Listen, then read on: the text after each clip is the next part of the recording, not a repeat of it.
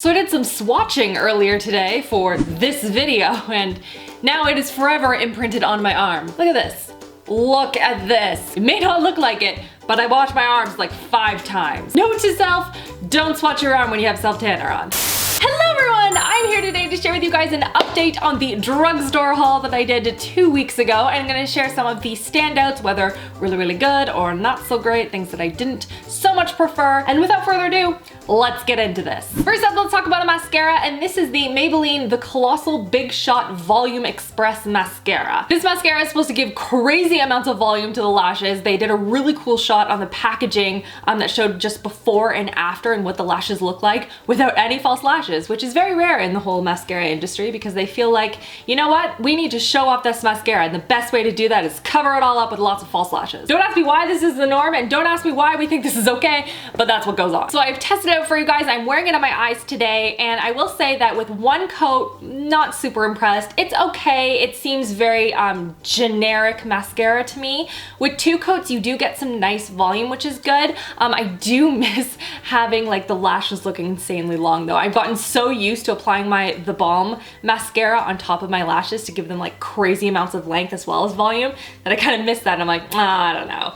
My lashes don't look great today. But like my lashes look decently volumized, which is nice. They look decently black, which is nice. It isn't my overall favorite mascara in the world, but it's pretty good if you want some good volume in your lashes. Next up is a foundation, and this is by Marcel, and it is their City Tinted Cream. It has an SPF of 25, and it's supposed to protect your skin from pollution and environmental stressors and stuff like that.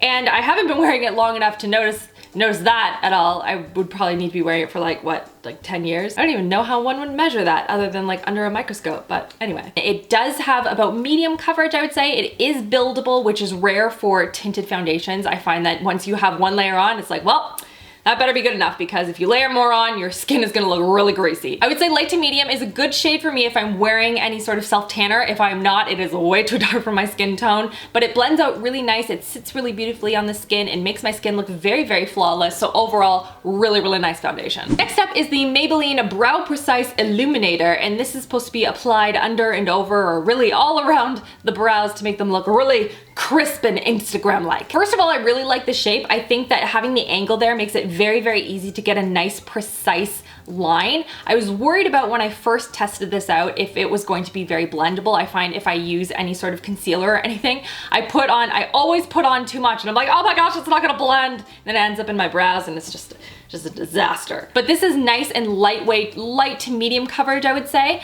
So it blends out quite nicely. It does not cover any hairs though. So if you're looking for something that's just gonna magically make your brows look perfect without plucking, well, you have been mistaken, because this is not gonna help you. I don't really do the whole like cleaning up all around the brows, but underneath I applied it and it looks very nice. It just sort of highlights the area without being too shimmery or glitzy. So I'd say overall for me, this was good. It was better and easier to use for me than using any sort of concealer.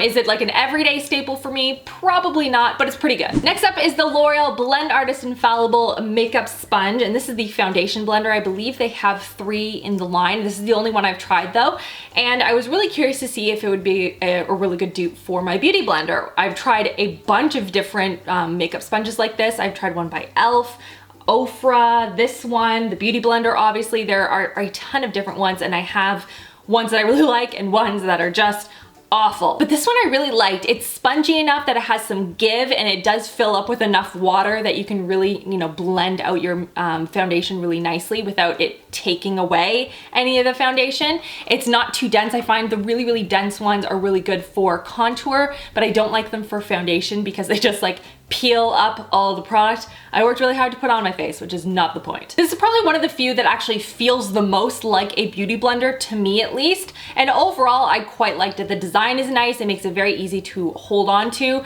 It's not great for under the eyes, but I think one of them, they have like a smaller one, so you could do that for that, but overall just for applying foundation, it's really nice. Next up is the Annabelle Chrome Cream Eyeshadow, and this is in the shade Rose Gold, and oh my gosh guys, I'm obsessed with it. It is this beautiful metallic rose gold shade that looks stunning on the eyelids. And the best part is that even without any sort of a primer underneath, it stays put. It does not budge. The glitter doesn't fall under my eyes at all. It was crazy. And it just blends out really nicely too. I find it applies best using my finger and then blending it out, but it blends out really nicely and it works really well with any of the powder eyeshadows that I have as well. Sometimes with cream ones, they don't really mix very well, or it starts to take off one or the other. It just didn't work, but this is really, really good. Plays nicely with all the other eye products that I have, and overall, love this.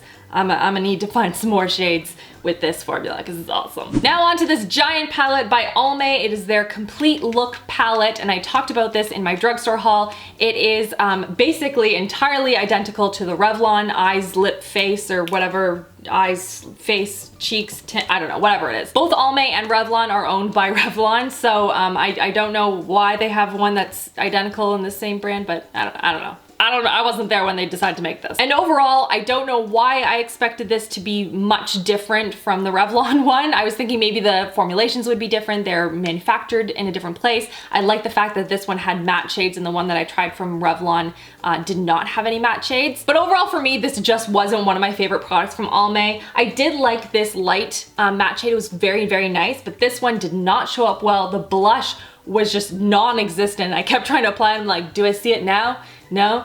All right, let's apply another coat. Nothing. Just didn't show up on my face. The bronze shade is nice, but I have others in my collection just very similar to it. And then the lip glosses were just kind of like meh.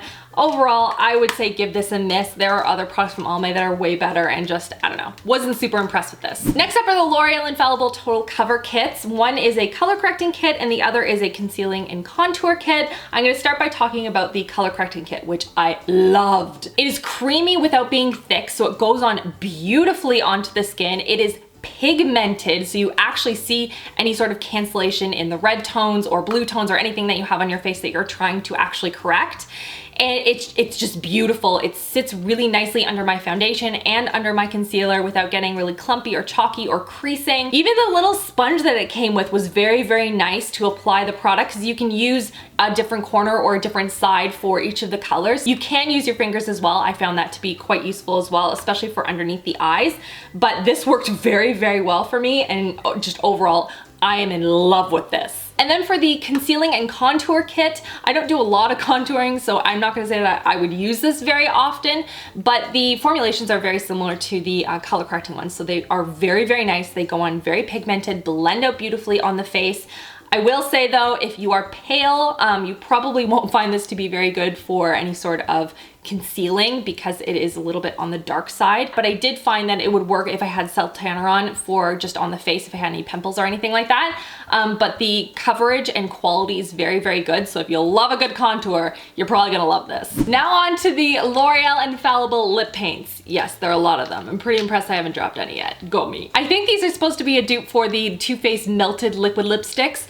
They are very, very nice. They are like a melted down lipstick in terms of the consistency. It is not very light and airy and moussey like a lot of the other liquid lipsticks that I've tried, like the Kylie Jenner ones, for example. They are very light and moussey. These feel like a legit melted down lipstick. I like the applicator too. It has like an elongated tip to it, so it makes it very easy to get a nice crisp line if you're doing any of the darker colors. Here's my arm swatched with all of the available colors, or I think I got all of them. I'm pretty sure I got all of them. And if I had to pick two favorites, one from the nudes category and one from the brights category, I would say my favorite is probably Spicy Blush as well as DIY Red.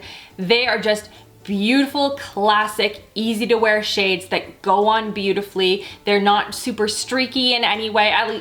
None of the colors really are, but these ones in particular just go on very, very smoothly. I love Spicy Blush because it's more of that cooler tone, easy to wear shade that's really, really nice if you have paler skin.